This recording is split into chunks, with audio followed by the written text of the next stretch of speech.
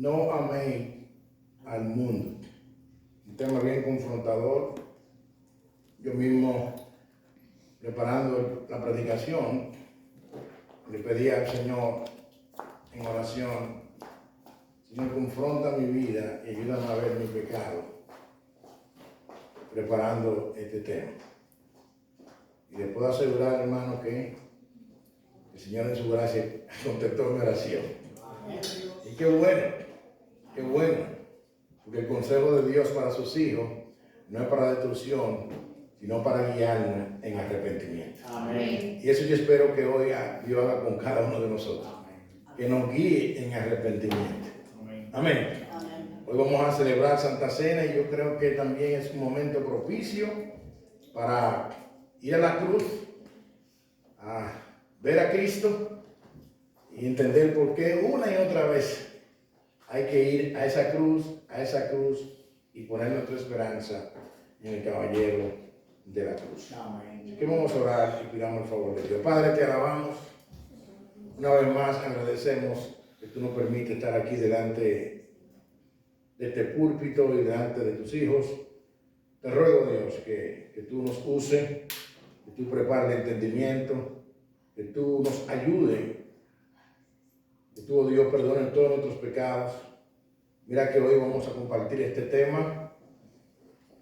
Tú, oh Dios, sabes lo confrontador que es este tema. Gracias por mostrar mi pecado. Gracias por guiarme en arrepentimiento. Yo te pido, Dios, que tú nos ayudes. Queremos parecernos a Cristo, queremos ser como Cristo, y no hay otra forma sino con tu ayuda, Padre. No hay otra manera sino con tu intervención, porque separado de ti nada podemos hacer. Señor, te rogamos, Dios, que tú, oh Dios, en este día, a través de esta predicación, haga un milagro en nosotros, que nosotros podamos salir diferentes de este lugar. Que podamos salir comprometidos de este lugar. Comprometidos a no amar este sistema. Que podamos salir comprometidos, Dios, a apartarnos de los deseos de la carne. Que podamos salir comprometidos a purificar nuestros ojos.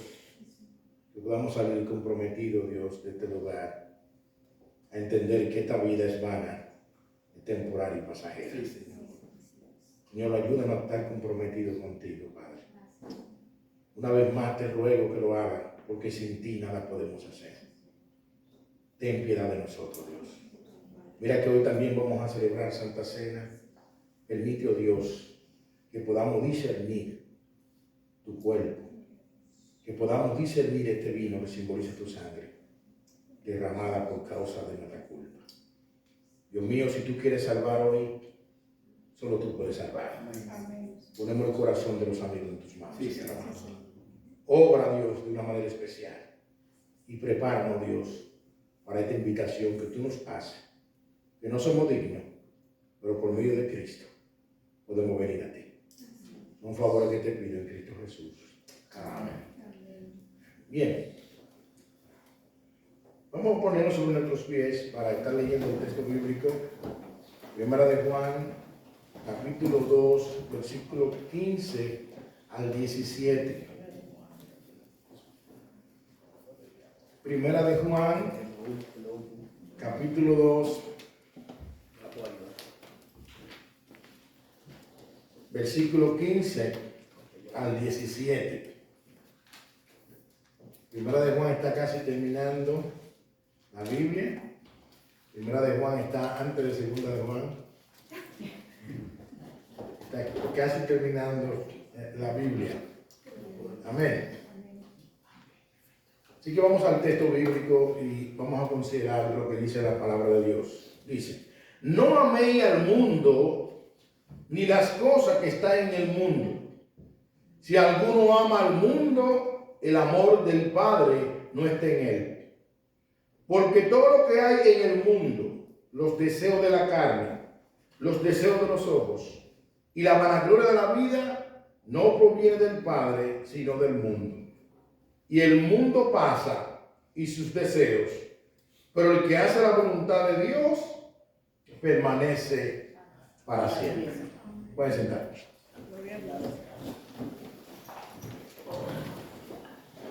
Dos domingos anterior estuvimos compartiendo sobre que todo cristiano tiene que saber que nosotros tenemos tres enemigos. Y por dos ocasiones pudimos compartir dos sermones basados en el libro de Job. Primero, basado en el capítulo 1 con el tema Adorando en medio de la aflicción, donde Dios testificó de la integridad de Job, pero Satanás acusó a Job delante de Dios y le decía que Job era como era porque Dios lo había bendecido. Pero que si Dios permitía que Job perdiera todo, Job maldeciría a Dios. Y todos sabemos y recordamos que Dios le permitió a Satanás que le quitara todo a Job. Pero también sabemos que Job no ocultó su dolor cuando le dieron la noticia de que sus hijos habían muerto, pero en medio de su aflicción, dice el texto bíblico que Job se postró y adoró y dijo que bendito sea el nombre del Señor. Jehová dio, Jehová quitó, bendito sea el nombre del Señor. Nuestro segundo sermón de este enemigo fue titulado Satanás nunca deja de atacarnos. Satanás nunca deja de atacarnos. Basado en el capítulo 2 del libro de Job. Y ahí pudimos ver que nuevamente Dios testificó de la integridad de Job, pero Satanás le dijo a Dios, déjame tocarle su cuerpo y tú verás que si yo le toco el cuerpo, él va a blasfemar contra ti, piel por piel. Y Dios le dijo, tócale su cuerpo, pero no le toque su vida. Y vimos en ese sermón cómo Job fue afectado con una sarna tan fuerte que cogía un envase roto para arrancarse. Y en medio de esa aflicción, su esposa incitó a Job y le dijo, maldice a tu Dios y muérete. Job, para que tú estés pasando lo que está pasando, mira, maldice a tu Dios y muérete. Sin embargo, la respuesta de Job fue como una mujer fatua, necia, falta de sabiduría, tú te has expresado. Y hasta ese momento, Job no pecó. Imagino a Satanás esperando que Job blasfemara contra Dios, y Job se mantuvo firme, confiando y creyendo en su Dios. Amén. Ahora, hoy vamos a hablar del segundo enemigo que tiene el creyente. ¿Y cuál es el segundo enemigo que tiene el creyente? El mundo.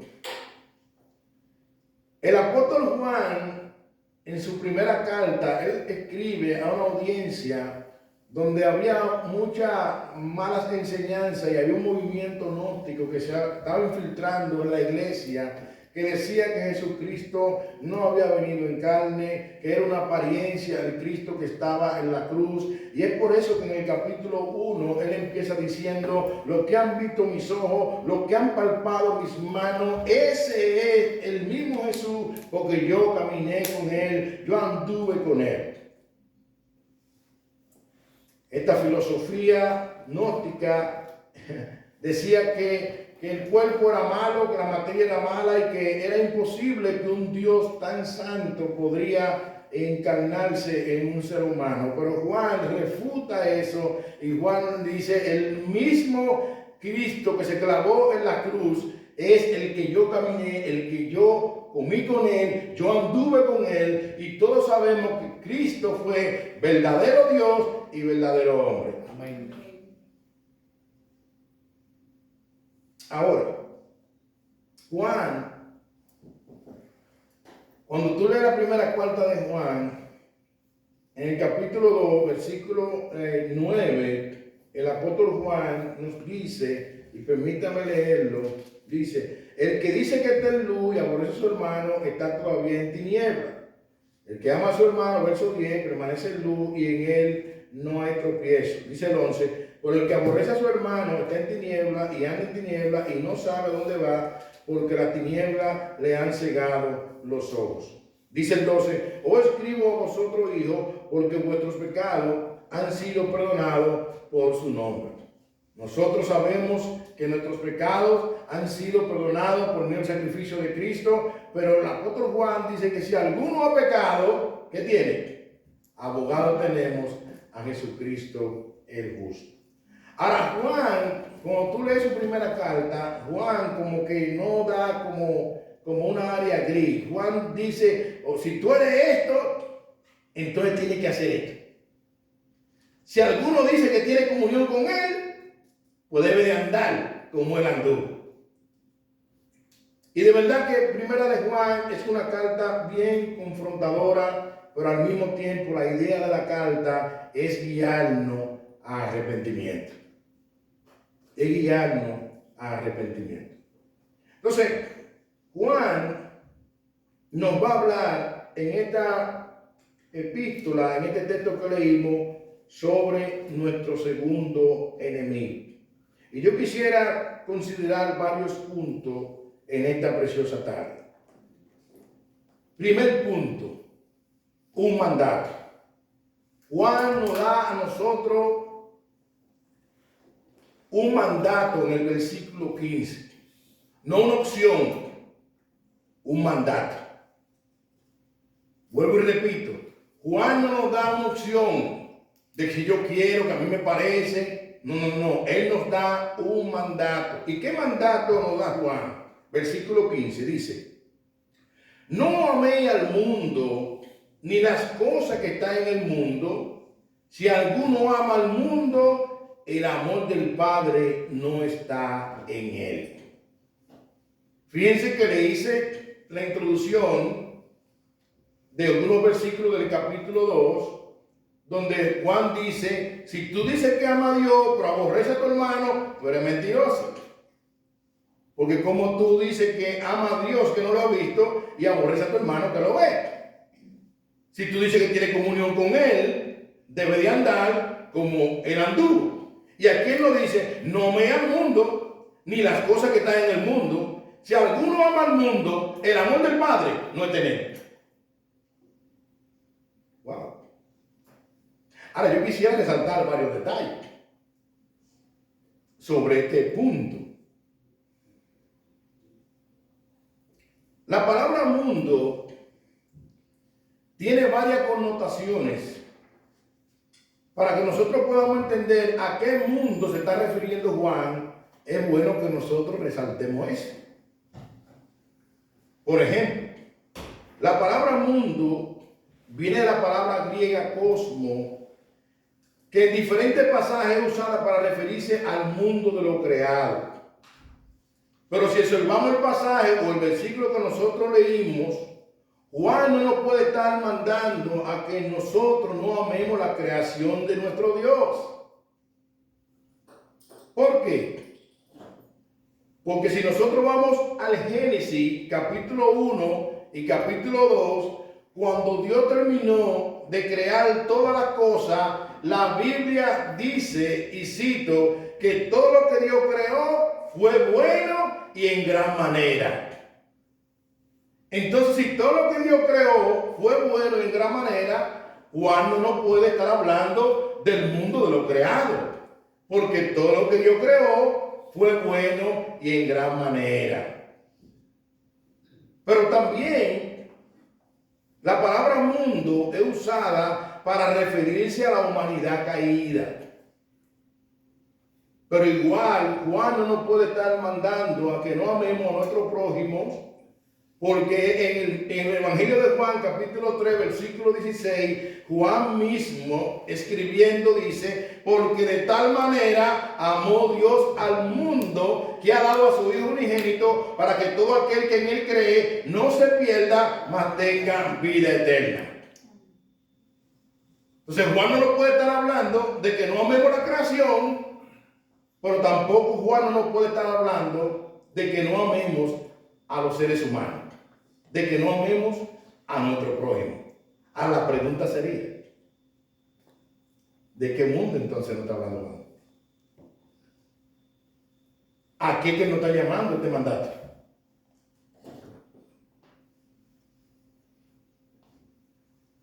En este texto, la palabra mundo hace referencia al sistema espiritual invisible de maldad gobernado por Satanás. Todo lo que sea contrario a Dios, a su palabra, a su iglesia, el creyente está llamado a no amar ni obedecer. No améis al mundo, ni las cosas que están en el mundo, porque el que ama ese sistema, ¿qué dice el versículo? El amor del Padre no es tener. No améis el sistema que es gobernado por Satanás,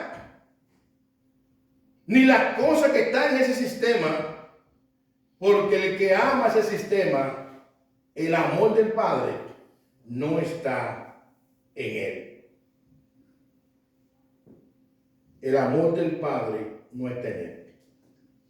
John MacArthur hace una referencia a este versículo y permítame compartirlo. Dice así: cada ser humano o bien es un cristiano genuino cuya vida se caracteriza por el amor y la obediencia a Dios, o un no cristiano en rebelión contra Dios, esclavizado por el sistema mundano, gobernado por Satanás, lo cual da evidencia de su condición no regenerada, ajena a una vida que disfruta de ser salvo. Fin de la cita.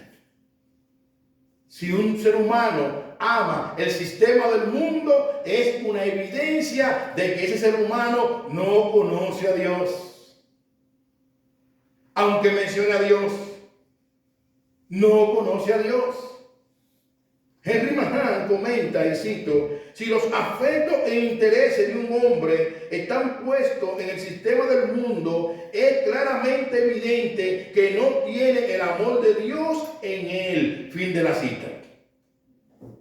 Juan le dice a su audiencia: no améis al sistema del mundo. En Juan 14:30, Jesús hablando en el contexto de la promesa del Espíritu Santo, mira lo que dijo Jesús. Eso en el Evangelio de Juan 14:30 dice: no hablaré ya mucho con vosotros, porque viene el príncipe de este mundo y él no la tiene en mí. No hablaré ya mucho con vosotros, porque viene el príncipe de este mundo y él no la tiene en mí. En pocas palabras, Satanás no tiene que ver conmigo. El príncipe de este mundo, de este sistema, es el diablo. Y Juan le está diciendo a su audiencia, a nosotros: no améis este sistema del mundo, no aprobéis este sistema del mundo, porque el que lo ama y lo aprueba, el amor de Dios, no está en él. Nos podemos llamar como tú quieres llamarte, como yo me quiero llamar, pastor, evangélico, como tú te quieres llamar. Pero si tú amas el sistema, si apruebas el sistema, si comienza a implementar el sistema del mundo dentro de la iglesia de Cristo, el amor del Padre, dice Juan, no está en ti. No está en nosotros. Eso nos lleva a nuestro segundo punto. ¿Por qué no debemos amar el sistema del mundo? Juan da un mandato: no améis al mundo. Pero ahora Juan nos va a decir por qué no debemos amar el sistema del mundo. Versículo 16 dice: porque todo lo que hay en el mundo, los deseos de la carne, los deseos de los ojos y la vanagloria de la vida, no proviene del Padre, sino del mundo. Permítame citar este versículo, la traducción lenguaje actual, que creo que nos puede dar algunos detalles y clarificarnos varios puntos. Dice la tradición lenguaje actual: las cosas que ofrece la gente del mundo no vienen de Dios, sino de los pecadores de este mundo. Y estas son las cosas que el mundo nos ofrece: los malos deseos, las ambiciones de tener todo lo que vemos y el orgullo de poseer muchas riquezas. El orgullo de poseer muchas riquezas no vienen de Dios, sino del mundo. Ahora, dicen algunos estudiosos lo siguiente, y permítame, hermano, presten mucha atención, porque creo que aquí es que está mucho detalle y mucho contenido de la exhortación que queremos compartir en esta tarde. Dice así: el amor al sistema del mundo comienza en el corazón y se caracteriza por tres actitudes. Por esto es bueno resaltar que la manera que usa Juan la palabra deseo en la Biblia la encontramos en un sentido positivo, pero también la podemos encontrar en un sentido negativo, y en un sentido negativo es que el apóstol Juan la está usando en este texto, lo cual alude a un deseo fuerte por las cosas malas. El énfasis está en tres detalles que lo vimos en el versículo 16. ¿Cuáles son esos detalles, hermano Francisco Pascual? Primero, deseo de la carne. Deseo de la carne. La palabra carne,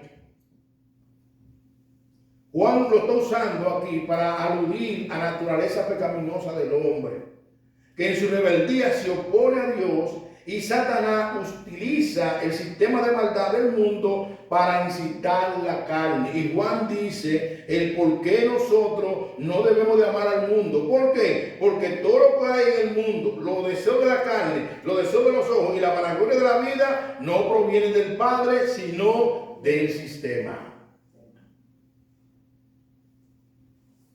Wow. Otro detalle, Juan dice los deseos de los ojos. Decía un estudioso: los ojos son un regalo de Dios que permiten a la persona ver su hermosa creación y obra excelente. Sin embargo, así como dejan pasar la luz, también son por tanto ventanas abiertas para que entre la tentación.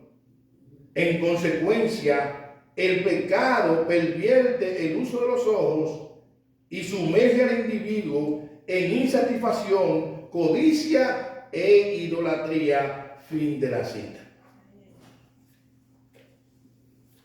Juan, tú no dices que no amamos al mundo ni la cosa que está en el mundo, porque el que ama al mundo, el amor del Padre no está en él, porque todo lo que hay en el mundo, los deseos de la carne y los deseos de los ojos y la vanagloria de la vida. Ahora permítame, hermano, dar algunos ejemplos bíblicos de algunos personajes que no usaron sus ojos de una manera correcta. Por ejemplo, recordemos la tentación de Eva. Satanás la tentó a ver la fruta como algo bello, hermoso en apariencia, pero al final le llevó a la muerte. Génesis 3:6 nos dice y cita: y vio a la mujer que el árbol era bueno para comer y que era agradable a los ojos y el árbol codiciable para alcanzar la sabiduría, y tomó de su fruto y comió, y dio también a su marido, el cual comió así como ella. Los ojos que Dios nos ha regalado para ver la hermosura de su creación. En la tentación de Eva usó sus ojos para ver el fruto como agradable y codiciable para alcanzar sabiduría. La esposa de Lot utilizó mal sus ojos y como resultado se convirtió en una estatua de sal. Génesis 19:26 dice: entonces la mujer de Lot miró atrás a espalda de él y se volvió en estatua de sal. El pecado de Acán que se apoderó de bienes prohibidos, que Dios le dijo que no tomara, también le causó la muerte a Acán. Josué 7, versículos 21 y 25 dice: pues vi entre los despojos un manto babilónico muy bueno y 200 ciclos de plata y un lingote de oro de peso de 50 ciclos, lo cual codicié y tomé, y he aquí está escondido bajo tierra en medio de mi tienda y el dinero debajo de él. Y le dijo Josué: ¿por qué no has turbado? Túrbete Jehová en este día. Y todos los israelitas lo apedrearon y lo quemaron después de apedrearlo. Pero ¿cuál fue el medio por lo cual Acán recibió la tentación? Los ojos. Los ojos. El rey David. Segunda de Samuel, capítulo 11, versículo 1 al 4. Mira lo que dice. Desde su azotea, David vio a la mujer de Urias bañándose y usó sus ojos y adulteró con ella. Mira lo que dice 2 Samuel 11, 1 al 4. Dice: aconteció al año siguiente, en el tiempo que salieron los reyes a la guerra, que David envió a Joab y con él a sus siervos y todo Israel, y destruyeron a los amonitas y sitiaron a Rabá. Pero David se quedó en Jerusalén.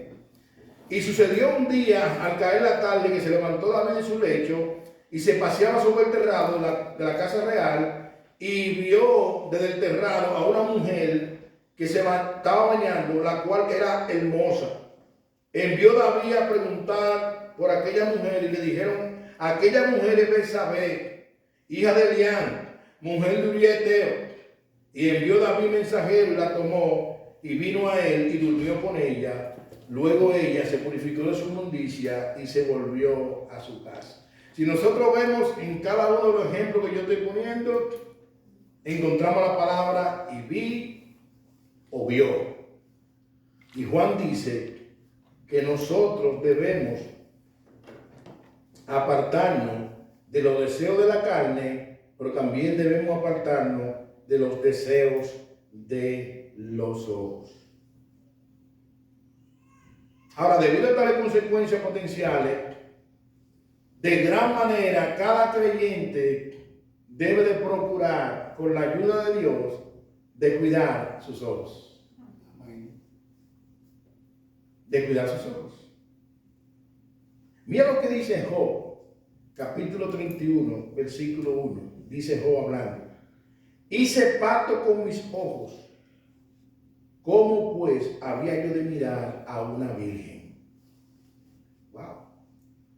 Hice pacto con mis ojos. ¿Cómo pues yo debía de mirar a una virgen?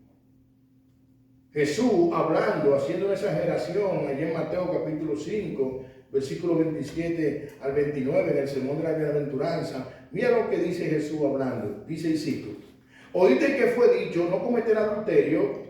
Pero yo digo que cualquiera que mira a una mujer para codiciarla, ya adulteró con ella en su corazón.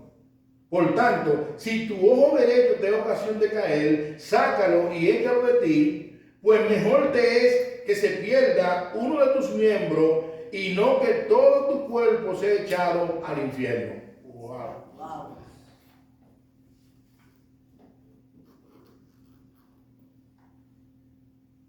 Gracias a Dios que esto es una metáfora, esto es una ilustración, esto es una exageración, pero Jesús nos está llamando la atención. Y yo digo gracias a Dios, porque si estuviéramos viviendo bajo la ley, yo creo que muchos de nosotros no tuviéramos.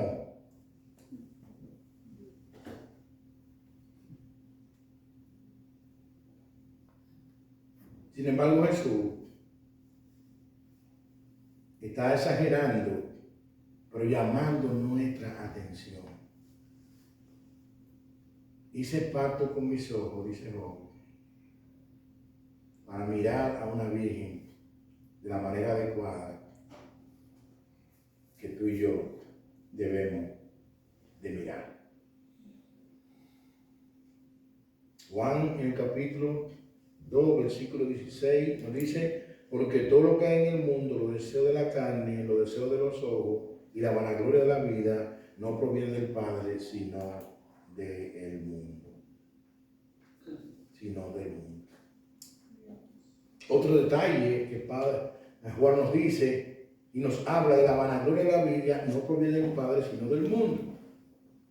Dice un estudioso, el creyente está llamado a apartarse de la arrogancia, de la soberbia, la ambición, de la posesión por mantener un elevado nivel social, a una magnitud que su afán y su soberbia sea alimentar el yo, su propia gloria, lo cual debe llevar al creyente a no vivir para impresionar a los demás por las cosas que posee, aun sabiendo que todo es vanidad debajo del sol.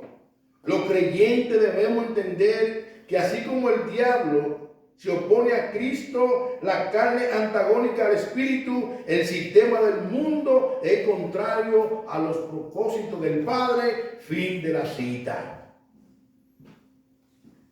Y hermanos, tú y yo creo que estamos claros de que esta vida del lado de la eternidad es una vida vana.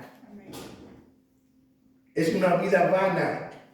Juan dice, versículo 16, lo leo nuevamente, porque todo lo que hay en el mundo, en este sistema, los deseos de la carne, los deseos de los ojos y la vanagloria de la vida, no provienen del Padre, sino del mundo. Pero a veces nosotros decimos amén, pero hay muchas presiones en el mundo que penetran a la iglesia. Y los creyentes a veces nos dejamos presionar de la presión del mundo.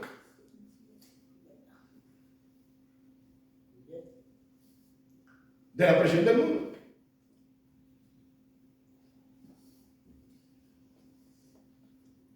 Y no quisiera sonar legalista.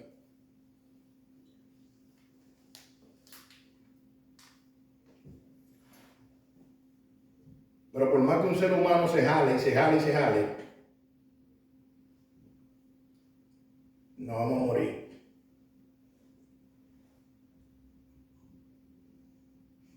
Pero a veces esa presión no viene de la iglesia, no viene del evangelio, viene del mundo.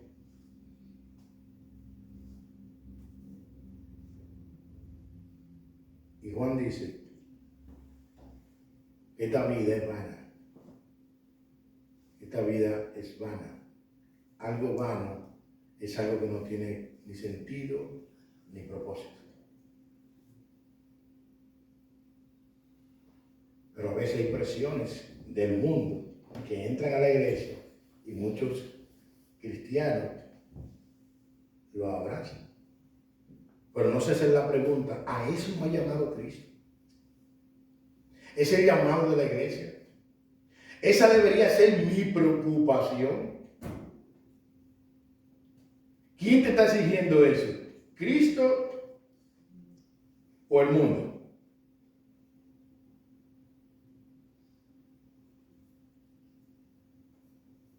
En una ocasión, yo tuve una consejería con alguien,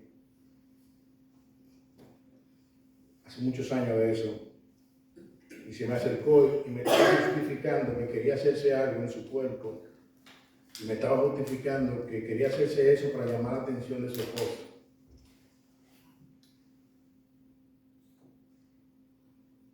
Y yo le dije, ¿sabe qué? Tú te puedes hacer y hacer. Pero ¿sabe qué es lo que necesita tu esposa? Lo que necesita es a Cristo. Lo que necesita es el Evangelio. Porque solamente por medio de Cristo es que Él puede amarte como Cristo amó a su iglesia, que dio hasta su vida por ella. Eso es lo que necesita es arrepentimiento. Ora por Él y predica el Evangelio. Tú te puedes hacer lo que tú quieras. Y siendo bueno a Cristo, de nada sirve. Porque el que anda muerto en sus delitos y pecados es gobernado por esos deseos que tú y yo estamos escuchando, que Juan dice que nosotros no debemos de amarlo ni someternos a él. El que anda sin Dios, sin fe, sin esperanza, anda obedeciendo las órdenes del diablo. Perdón, pastor, ella dijo algo y me gustaría que yo lo dijera así bien, yo también pienso lo mismo. Cuando usted dijo que de darle abrazo a... ¿Cómo fue su historia? Ella dijo, sí, de Dios abrazar a la gente, algo así, ¿no? Gloria a Dios. Ayúdame a decirlo. Todo el que no le sirve a Dios, le sirve al diablo. Y Juan, en su primera carta, que no da área grises, pero también cuando tú vas al Evangelio, te das cuenta que en el Evangelio no hay área grises. No. Jesús dijo, el que no recoge, desparrama. El que no es conmigo, es contra mí. Y Juan está diciendo, oye, el por qué. Todo lo que hay en el mundo, todo lo que hay en este sistema,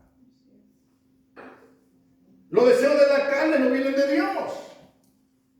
Y lo vamos a ver el domingo pasado, que los deseos de la carne no vienen de Dios. Nuestro tercer enemigo que camina contigo, duerme contigo y conmigo, no vienen de Dios. Nadie que me diga a mí que quiera hacerse cosas que Dios no aprueba o que tú no tienes un sustento bíblico para sostener eso, me puede decir, no, que el Espíritu Santo me está guiando a esto. No. El Espíritu Santo no nos guía a los deseos de la carne. El Espíritu Santo no nos guía a pecar. El Espíritu Santo nos guía a vivir en santidad. Juan nos dice, porque todo lo que hay en el mundo, los deseos de la carne, los deseos de los ojos y la vanagloria de la vida, no proviene del Padre, sino del mundo. ¿Ustedes están viendo cómo está hablando Juan? Clarito. Los deseos de los ojos no provienen del Padre. Los deseos de la carne no provienen del Padre. La vanagloria de la vida no proviene del Padre. Juan, ¿y de dónde proviene? Del mundo. Del sistema del mundo que es gobernado por Satanás. Por eso decía este comentarista, el creyente está llamado a apartarse del yo, de la arrogancia, de la soberbia, de esta vida vana. El creyente está llamado. Así como Satanás se opone a Cristo, la carne es antagónica al Espíritu y el sistema del mundo es contrario a los propósitos del Padre. Por eso, me gustaría explicar algo acá. Cada vez que tú y yo vayamos a ejecutar algo que en la Biblia no tenemos escrituralmente un texto que nos prohíba hacerlo, debemos de preguntarnos, ¿cuál es mi motivación? Porque hay personas a veces que cuando no tienen algo claro, entienden con eso que Dios le está dando permiso para que lo haga. ¿Me explico? Pero la Biblia no dice que esto es pecado, pero eso no quiere decir que tú lo puedes hacer. ¿Por qué? Porque el apóstol Pablo en una ocasión le dijo a los corintios, todo me es lícito, pero no todo conviene. Todo me es lícito, pero no todo me edifica. Y la palabra lícito es permitido. Todo me es permitido, pero conviene. Me edifica. Esto alimenta mi vida espiritual. ¿En qué yo estoy glorificando a Cristo con esto? Porque 1 Corintios 10, versículo 31 dice, ya sea que comáis o bebáis o hacer otra cosa, hacerlo todo para la gloria de Dios. ¿En qué está siendo Dios glorificado con eso? ¿Dónde está siendo Dios exaltado con eso? ¿Dónde está brillando el Evangelio con eso? Hermanos, muchas veces nosotros hemos hecho cosas, vuelvo y cito, por las presiones del mundo. A un cristiano y cristiana genuino, que Dios va a salvar por su gracia. Pero el llamado que Juan nos hace es a que no amemos este sistema. Esto nos lleva a nuestro tercer punto.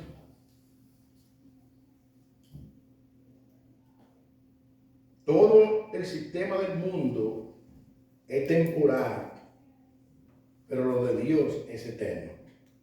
Verso 17 dice: y el mundo pasa y sus deseos, pero el que hace la voluntad de Dios permanece para siempre. El mundo pasa y sus deseos. Por eso yo decía ahorita que tú y yo podemos jalarlo y jalarlo, pero pasa. Porque por más que nos jalemos, las arrugas vienen. Y por más que no hagamos, la muerte un día va a llegar a tu vida y a mi vida. Porque la paga del pecado es la muerte. Pero gloria a Dios que la dádiva de Dios es vida eterna en Cristo Jesús. Pero Juan quiere que tú y yo vivamos una vida placentera, agradando a nuestro Dios y no dejándonos presionar por las presiones del mundo, por las presiones de este sistema. Por eso William McDonald, haciendo un comentario de este versículo, fue impresionante, amados hermanos, lo que el hermano William McDonald dice, y permítame compartirlo. Dice William McDonald: cuando un banco está en peligro de quiebra, la gente inteligente no va a depositar su dinero allá. Cuando los cimientos se quebrajan, los constructores inteligentes no siguen la construcción. Concentrarse en este mundo es como poner en orden la silla de la cubierta del barco Titanic en un momento que se estaba hundiendo. Así las personas inteligentes no viven para un mundo que se está desvaneciendo. Es la voluntad de Dios que nos guarda de la tentación, o que nos guarde de toda tentación, de entender que todo es temporal y pasajero y que la voluntad de Dios permanece para siempre. Fin de la cita. Amén. Hermano, si tú sabes que un banco está en quiebra, tú no vas a meter tu dinero ahí. Si tú estás construyendo una casa y ves que se está cayendo, no vas a seguir poniendo bloques. De igual manera, si tú y yo vemos que este mundo se está desvaneciendo, que este mundo se está corrompiendo, no podemos seguir viviendo bajo ese sistema. Por eso que Juan en el versículo 15 no da una opción, sino un mandato: no améis este sistema. No améis.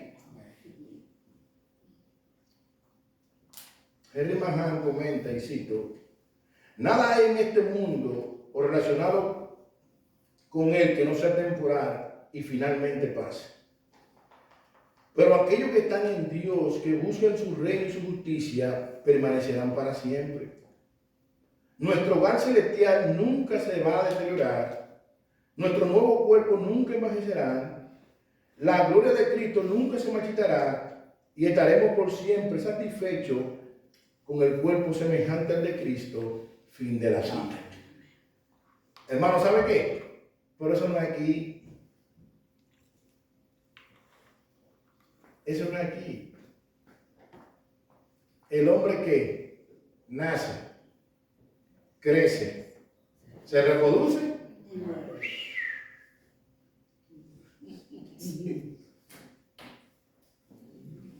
Por el pecado vino la vejez al mundo. Pero a veces, como dice Juan, hay presiones, y cito nuevamente, que a veces nosotros nos descuidamos y la absorbemos. Y Juan dice: no améis al mundo, ni a la cosa que tenga el mundo, porque el que ama ese sistema, el amor del Padre no es en él. Porque los deseos de la carne, los deseos de los ojos y la vanagloria de la vida no provienen del Padre, sino del mundo. Verso 17.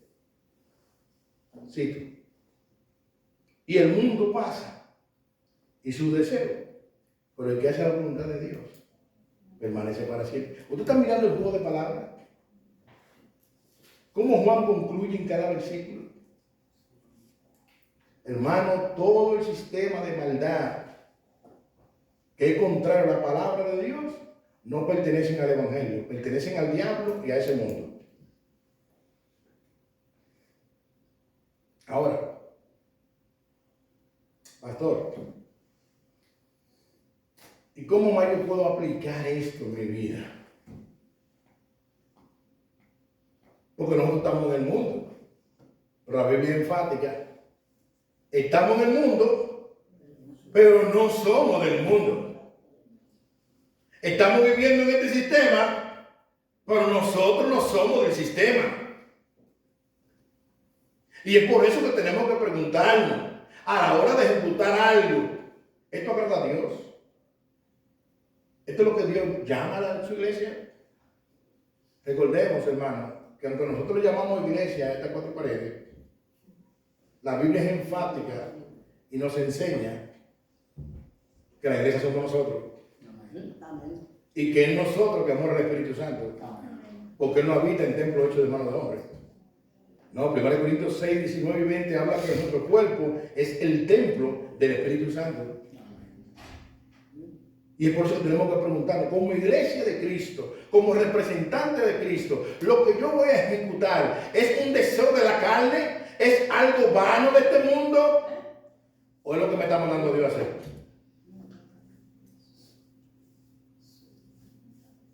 Juan no dice, no me hagan, no lo hagan. Ahora, ¿cómo aplicamos? Una aplicación más.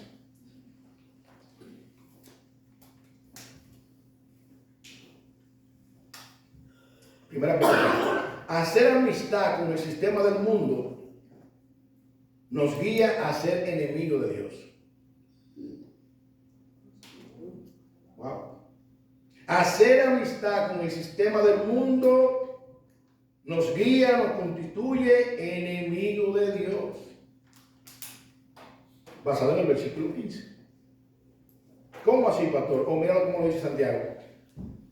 Santiago capítulo 4, versículos 3 y 4 dice, y cito: pedí y no recibí, porque pedí mal, para gastar en vuestros deleites.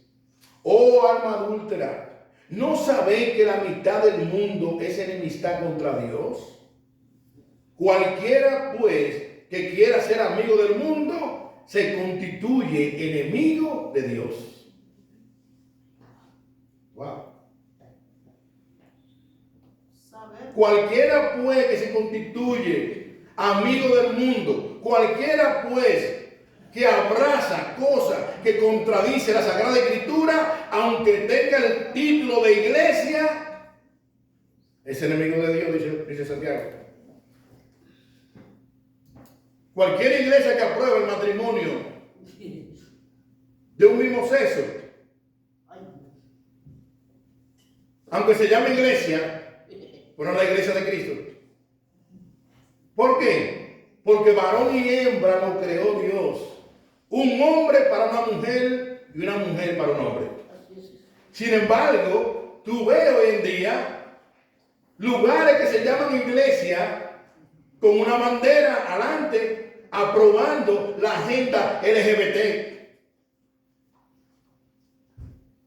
Y dice Santiago que cualquiera que se hace amigo de ese sistema se constituye enemigo de Dios. La Biblia, traducción lenguaje actual, permítame citarlo, Santiago capítulo 4, versículo 3 y 4 dice: y cuando piden, lo hacen mal, porque lo único que quieren es satisfacer sus malos deseos. Ustedes no aman a Dios ni le obedecen. ¿Pero acaso no saben que hacerse amigo del mundo es volverse enemigo de Dios? Pues así es. Si ustedes aman lo malo del mundo, se vuelven enemigos de Dios. Wow. Si ustedes hablan lo malo del mundo, se vuelven enemigos de Dios. El cristiano está llamado a no amar las cosas inadecuadas del mundo. El cristiano está llamado a no amar todas aquellas cosas que contradicen las Sagradas Escrituras. Ay, pastor, lo que pasa es que ustedes son como medio obsoletos. Ustedes no tienen que ponerse a la vanguardia. No. La Biblia enseña que Dios es el mismo, ayer, hoy y por los siglos. que todo pasará, mas su palabra permanece para siempre. La palabra de Dios nunca estará ni está obsoleta. Ellas resultaron poderosas ayer, son poderosas hoy y también mañana. Por los siglos de los siglos, la palabra de Dios es poderosa. Amén. El que se hace amistad con ese sistema del mundo, echando la palabra de Dios a un lado, se constituye enemigo de Dios. Ay, pastor, lo que pasa es que tiene que ser un poquito más suave, predicando. Bueno, el asunto está que la palabra que dice eso. No soy yo. Es la Biblia que dice que el que se hace amigo del sistema del mundo, se puede llamar cristiano, se puede llamar pastor, se puede llamar como quiera llamar, pero si abraza lo que contradice la Sagrada Escritura, es enemigo de Dios. Ahora, ¿tú quieres ser amigo de Dios? Mantente firme en la Biblia. Mantengámonos firmes en la palabra de Dios. Debemos permanecer firmes en lo que Dios ha dicho, en su palabra. ¿Por qué? Porque el mundo, el sistema del mundo, no debe regir la iglesia de Cristo. La iglesia de Cristo es regida única y solamente por la autoridad de aquel que la compró a precio de sangre y tiene un nombre y se llama Jesucristo, el Hijo de Dios. Amén. Por eso el hermano John MacArthur, en el tiempo de la pandemia, fue muy criticado, muy bombardeado, porque querían que cerrara su iglesia. Y John MacArthur decía, y cito, las autoridades gubernamentales tienen autoridad de la puerta hacia afuera, pero de la puerta hacia adentro, aquí el que tiene autoridad se llama Jesucristo, el Hijo de Dios, y nosotros obedecemos aquí adentro a Jesucristo.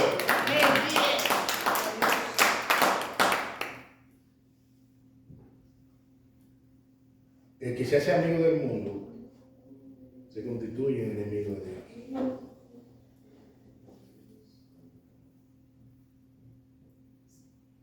Segunda aplicación, según el versículo 16, el sistema del mundo trae consecuencias. El sistema del mundo trae consecuencias. John MacArthur hace un comentario, permítame citarlo, según el versículo 16, dice: los deseos de la carne, los deseos de los ojos y la vanagloria de la vida, al no provenir del Padre, si estas puertas se abren para el pecado, traen consecuencias trágicas. Por ejemplo, Eva fue tentada. Y Adán, que yo no sé en realidad en qué era lo que estaba pensando, Enamorado. sucumbió a la petición de su esposa. Y hermanos, todavía estamos nosotros pagando la consecuencia de Eva y de Adán. Que yo le doy gracias a Dios que cuando vayamos al cielo, la gloria va a ser tan gloriosa que yo me voy a olvidar, pues si no fuera así, yo quisiera encontrarme con Adán. De que yo llegue, ¿dónde está Adán?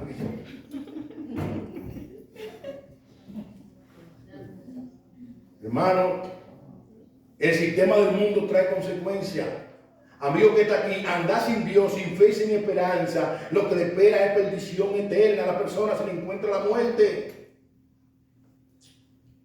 Pero en Cristo hay salvación y vida eterna. Amén. En Cristo hay salvación y vida eterna. Iglesia, el sistema del mundo, de mentira, de engaño, de maldad, no agrada a Dios. No agrada a Dios. Pero si yo hago una pregunta, y me atrevo a decir que todos nosotros vamos a conseguir, los creyentes, ¿para quién tú vives? Pero nosotros lo decimos, para que Dios sea glorificado, para que Dios sea exaltado. Pero a veces nosotros nos dejamos presionar en nuestra naturaleza caída de las presiones del mundo. Por eso yo me gozaba cuando el hermano Juan leía Mateo capítulo 4. Porque Eva y Adán fallaron. Y fallaron en un momento en el que no había internet, no había Facebook, no había Instagram. Fueron creados puros por Dios. Nada más había un solo mandamiento. Y pecaron. La ruta prohibida. Pero el diablo intentó tentar al postrer Adán. Que como hombre fue tentado por el diablo. Y lo leía nuestro hermano Juan en Mateo capítulo 4, Lucas capítulo 4. Y lo tentó Satanás. Pero el postrer Adán se mantuvo firme, diciéndole al diablo: escrito está, escrito está, escrito está. Amén. Y es por ese postrer Adán que tú y yo hoy disfrutamos de paz para con Dios. Amén. Gloria a Dios por Jesucristo. Amén. Que aún nuestras debilidades fallamos, pero tenemos a Cristo a nuestro favor. Amén. Y por último, hermanos y hermanas, recordemos que toda esta vida, este sistema del mundo, es temporal.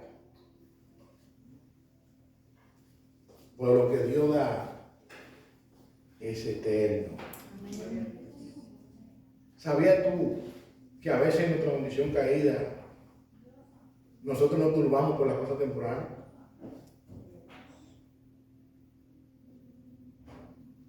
Y a veces tenemos las cosas y cuando vemos que estamos a punto de perderla, mira, se nos va el apetito, no dormimos.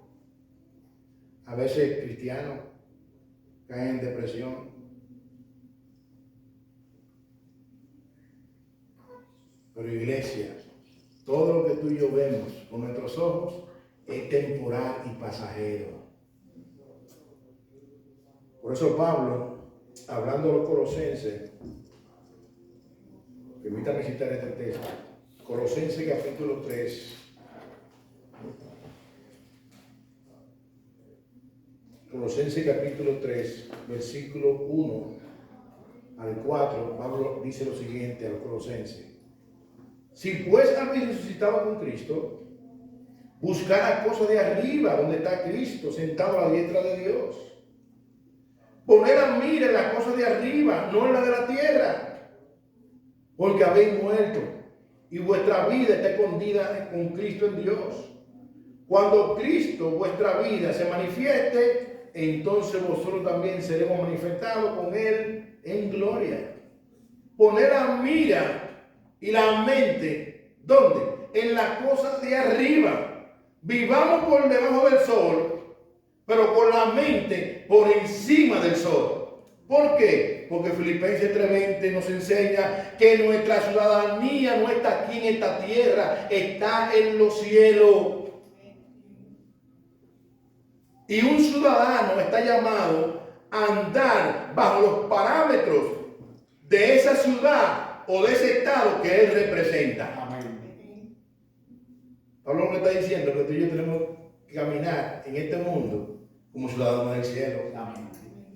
Y un ciudadano del cielo no vive por vista, sino por fe. Amén. Un ciudadano del cielo sabe que todo esto un día se va a desaparecer. Un ciudadano del cielo sabe decir como Job: Jehová dio, Jehová quitó, sea el nombre del Señor bendito para siempre. Amén. Tuve esta casa 5 años, 10 años, si se fue, gloria a Dios, porque mi Padre Celestial está preparando morada para yo ir por toda una eternidad con Él. Amén. Él fue preparando para mí. Todo lo de aquí es temporal, es pasajero. Pero aquel que no tiene esperanza en la vida venidera es que vive turbado y preocupado por las cosas del mundo. No.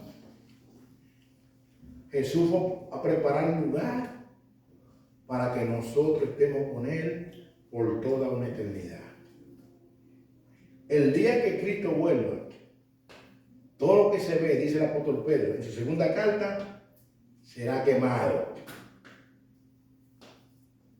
Si Cristo viene ahora y tú tienes el Mercedes-Benz 2025, será quemado. Si tienes 50 casas, serán quemadas. Si tienes casa con piscina, será quemado. Si tienes 50 millones en el banco, serán quemados. Todo lo temporal es pasajero y perece. Gloria a Dios. Poner la mira en las cosas de arriba y poner la mente en las cosas de arriba es lo que importa. Una ocasión yo me dio la oportunidad de leer un libro titulado Persiguiendo lo que realmente importa. Hay cosas que son importantes, pero la vida eterna es lo que realmente importa. Amén. Hay cosas que son lícitas, pero lo que tiene realmente importancia es la vida del Evangelio. Por eso el apóstol Pablo, hablando a los filipenses, le dijo, para mí, el vivir es Cristo y el morir me es ganancia. En el capítulo 3, hablándole de su peregrí, dijo, todo lo tengo por basura con tal de ganar el conocimiento de Cristo. Y yo no lo pretendo haberlo alcanzado todo ya, pero una cosa yo hago. Yo sigo hacia adelante. Yo prosigo hacia la meta. Gloria a Dios. Gloria a Dios. No me al mundo, ni las cosas que están en el mundo. Si alguno ama al mundo, el amor del Padre no es en él. Porque todo lo que hay en el mundo, los deseos de la carne, los deseos de los ojos, la vanagloria de la vida, no proviene del Padre, sino del mundo. Y el mundo pasa, y sus deseos. Pero el que hace la voluntad de Dios permanece para siempre. Del Moody, un estudioso y gran evangelista de la historia del cristianismo, entendiendo esta verdad de lo temporal y pasajero, de que todo en esta vida es pasajero y temporal, antes de morir pidió que le escribieran en su lápida lo siguiente: el que hace la voluntad de Dios permanece para siempre. Ojalá el Señor nos ayude a entender eso y que nos ayude a entender que nuestra vida tiene que estar centrada en el Evangelio, que ningún sistema del mundo debe de presionarnos a nosotros a una magnitud que nosotros, en vez de persuadir e impactar el mundo, nos estamos descuidando y el mundo está impactando la iglesia.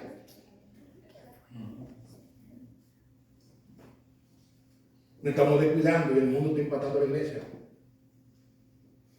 Y lo único que es sal y luz en este mundo, ¿sabe cuál es? Es la iglesia de Cristo. Pero Jesús hablando, si la sal se desvanece, si la sal se vuelve insípida, si la sal se vuelve como el mundo, ¿con qué el mundo va a ser salado?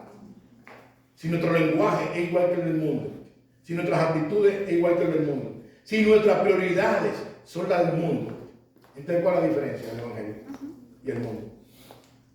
No hay ninguna. Entonces, ¿cómo persuadimos a aquellos para que vengan arrepentimiento y fe a lo que es de Cristo? ¿Sabe cómo lo persuadimos? No mando al mundo, ni las cosas que están en el mundo. Porque nosotros sabemos que el que ama este sistema, el amor del Padre, no está en él. Que el Señor nos ayude a salir de este lugar pidiéndole a Dios en oración que nos ayude a guardar nuestros ojos, a entender que los deseos de la carne no vienen del Padre y que Dios nos ayude a entender que esta vida es vana y pasajera. Amén. Amén. Pero que el que hace la voluntad de Dios permanece para siempre. Vamos a orar. Padre, gracias. Gracias, Dios. Ayúdanos, Señor amado, a entender, oh Dios, este mandato. Y que al salir de este lugar, tú nos des la gracia, Padre, de poder caminar de una manera que traiga gloria a tu hermoso nombre. Te rogamos, Señor amado, que tú nos ayudes y que nos dé la fuerza para seguir hacia adelante. Concédenos la gracia de ser agradecido con Dios por lo que Él nos ha provisto. Y que tú nos ayudes, Señor amado, a fundamentar nuestra vida, nuestra mente en tu palabra. Que salgamos de aquí como se ha dicho en este púlpito, con hambre de tu palabra. Y que tú, oh Dios, nos des el discernimiento para fundamentar todo lo que vamos a hacer en esta hora de la eternidad con una conmovisión bíblica. Que nos preguntemos a la hora de ejecutar algo, ¿en qué agrada esto a mi Señor? Oh Señor, ayúdanos, Padre, porque sin tu ayuda nada podemos hacer. Son favores que te pido en Cristo Jesús. Amén. Amén. El Señor te